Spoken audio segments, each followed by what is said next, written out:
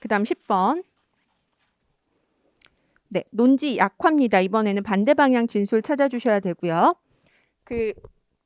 지난번에 이제 요 앞쪽 유형 하면서도 제가 말씀드렸지만 우리 기출에서 요 논지나 중심 내용을 출제원들이 제시하는 방법들이 있죠. 지문 구성을 하는 방식. 논지를 그러니까 쉽게 찾는 방법. 다시 말하면 논지 쉽게 찾는 방법. 일단 우리 지금 계속 쓴 거 뭐예요? 접속사. 접속사가 단서가 될 수 있는 거고 접속사. 그 다음에 논지를 또 하나 쉽게 찾을 수 있는 방법은 문제 제기 부분을 찾는 거예요. 문제를 제기하고 있는 부분. 거의 첫 단락에 많이 나오죠. 뭔가 화두를 던지고 문제를 제기하는 부분에서 그 답을 찾으면 그게 논지가 될 가능성이 높죠. 그 다음에 세 번째. 제3자의 견해를 제시하는 경우가 있다 그랬죠. 필자가 아니라 주장과 논지는 그 논증에서 얘기하고 있는 사람의 주장을 찾아야 되는 건데 그게 아니라 필자와 상관없는 제3자의 견해를 첫 단락에 제시를 하면 거의 대부분 필자의 견해는 이거와 반대 방향으로 많이 가더라. 공격하기 위해서 제시하는 경우가 많다 그랬잖아요.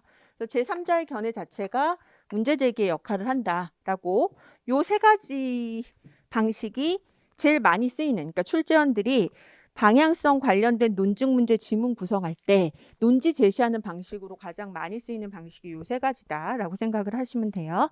얘도 요 지문도 10번 문제 지문도 지금 보시면 첫 단락에 마지막 문장 고양이를 실수 없이 가려내는 능력이 고양이 개념을 이해하는 능력의 필요 충분 조건이라고 할 수 있을까? 이게 문제 제기예요. 그럼 논지는 할 수 있다 없다 둘 중에 하나예요. 그쪽에 답이 뭔지를 찾으시면 되고 또 하나 필요 충분 조건. 딱 보는 순간 이게 무슨 의미인지 이해가 됐을까요? 돼야 되죠? 필요 충분 조건. 너무 중요한 개념이잖아요.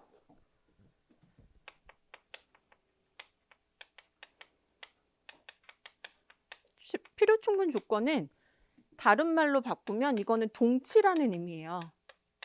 동일하다라는 거죠.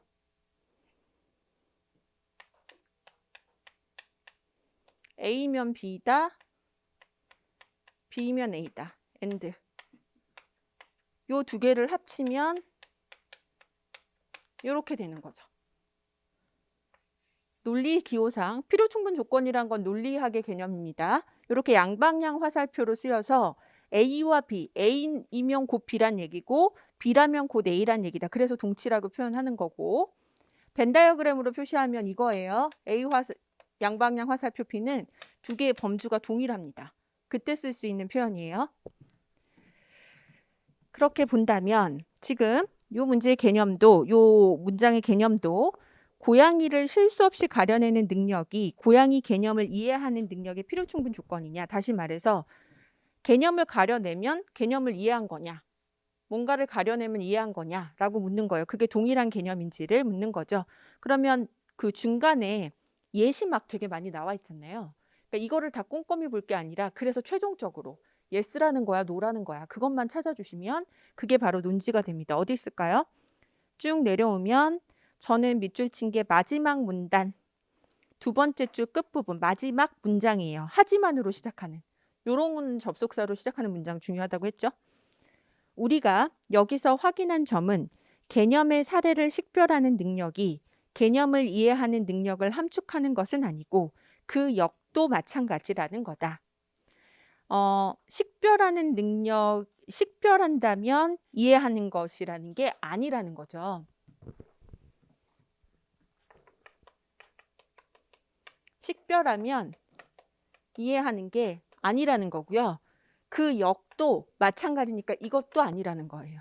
그러니까 둘 사이에는 필요 충분 조건이 성립하지 않는다라고 보는 거죠. 문제 제기에 대한 답이 노의 노. 필요 충분 조건 아니라고 보는 거고. 그럼 논지 약화시켜야 돼. 그럼 사례는 어느 쪽으로 가야 돼요? 필요 충분 조건이라고 얘기하는 쪽으로 가야죠. 그죠? 식별하고 이해 간의 동치 관계가 아니다.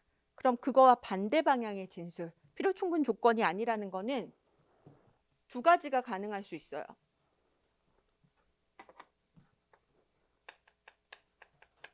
식별이면 이해로 가 라고 나와도 요거에 대한 발레, 약화하는 사례, 반대 방향의 진술이 될 수 있고, 이해하면 식별로 가 라고 해도 반대 방향의 사례가 될 수 있죠. 그러니까 얘는 둘 다 안 된다는 건데 그 중에 하나만 된다 그래도 반대 방향의 사례예요. 물론 둘 다 된다고 하면 이것도 반대 방향이죠.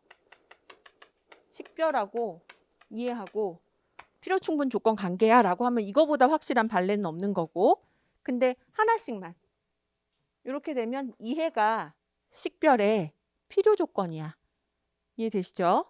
이해가 이번에는 식별이 이해의 필요 조건이야 라고 얘기를 해도 그래도 여기에 대한 약화 사례가 될 수 있다는 거예요. 발레가 될 수 있습니다.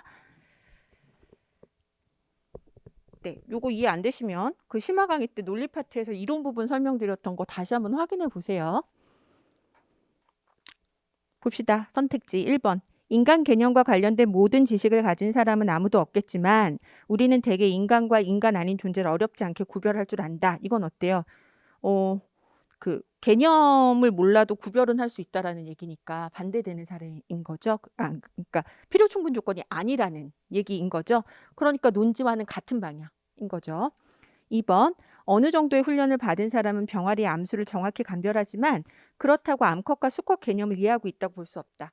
그러니까 감별하는 거랑 이해하라는 거랑 다르다라고 얘기하는 거니까 역시 같은 방향의 진술. 3번. 자율주행 자동차에 탑재된 인공지능이 인간 개념을 이해하고 있지 않다면 동물 복장을 하고 횡단보도를 건너는 인간 보행자를 인간으로 식별하지 못한다. 이해하고 있지 않다면 not 이해, 식별하지 못한다. 이거죠. 얘를 대우명제로 만들어주면 이거죠. 식별하면 이해하는 거다. 그죠? 그러면 요거 발레가 된다라고 했죠. 그러니까 답은 3번이 되겠네요. 4번. 정육면체 개념을 이해할 리 없는 침팬지도 다양한 형태의 크고 작은 상자들 가운데 정육면체 모양의 상자에만 숨겨둔 과자를 족집게 같이 찾아낸다. 이거는 같은 방향일까? 약간 애매모호해요. 그러니까 왜 그러냐면 지금 어떤 방향으로 가야 명백하게 같은 방향이냐면 정육면체 개념을 이해할 리 없는데도 원숭이들이 뭔가 정육면체를 잘 찾아낸다라고 하면 그런 명백하게 같은 방향인데 얘는 그냥 정육면체 모양을 찾아내는 게 아니고 그 안에 숨겨둔 과자를 찾아낸다고 했으니까 냄새로 찾아낼 수도 있는 거고, 그러니까 그렇게 돼버리면 논점이 약간 흐트러지는 거거든요. 그러니까 얘는 명백하게 강화라고 볼 수는 없지만 그렇다고 약화는 아닌 거는 확실하죠. 그죠? 약화는 아니에요. 네, 그렇게 보시면 되고, 그 다음에 5번. 남반구에 북반구로 여행을 간 사람이 그곳의 계절을 봄으로 오인한다고 해서 봄과 가을의 개념을 잘못 이해한다고 할 수는 없다. 그쵸? 네, 식별하고 이해하고 같은 게 아니다라는 얘기니까 얘도 역시 같은 방향의 진술이라고 보실 수 있습니다. 됐을까요? 네, 여기까지. 그래서 이제 강화 약화 처음 들어가는 거라 중요한 4개 문제는 제가 조금 꼼꼼히 설명을 드렸습니다. 잠깐만 쉬었다가 최근에는 사실 뭐가 더 많이 나오냐면 이거 되게 많이 나와요. 그러니까 강화약화의 대상을 논지나 논증으로 줘버리면 되게 단순한데 밑줄 처리를 해버리면 봐야 될 것들이 좀 많을 수 있어요. 그래서 난이도가 조금 올라가거든요. 그 문제 묶어서 한번 볼게요. 10분만 쉬겠습니다.